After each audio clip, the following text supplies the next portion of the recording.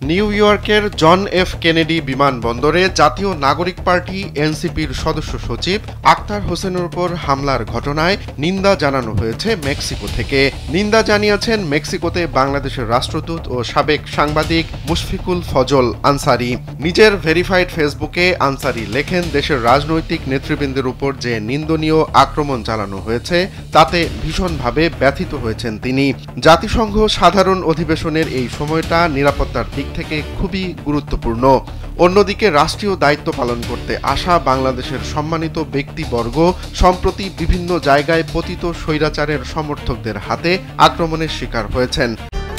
নিন মজাদার গোলমার্ক বক্স, কুরমুরে বাইটে ফুরফুরে লাইফ।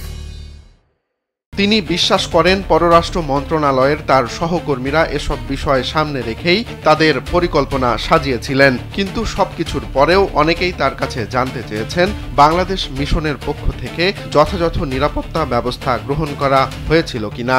এ হামলাকে বাংলাদেশের মর্যাদা, গণতন্ত্রের অঙ্গীকার ও নতুন পথ চলার ওপর হামলা অভিহিত করে তিনি আরও বলেন, গণতন্ত্র, মানবাধিকার ও রাজনৈতিক নেতাদের নিরাপত্তার প্রশ্নে কোনো অবহেলা নয়।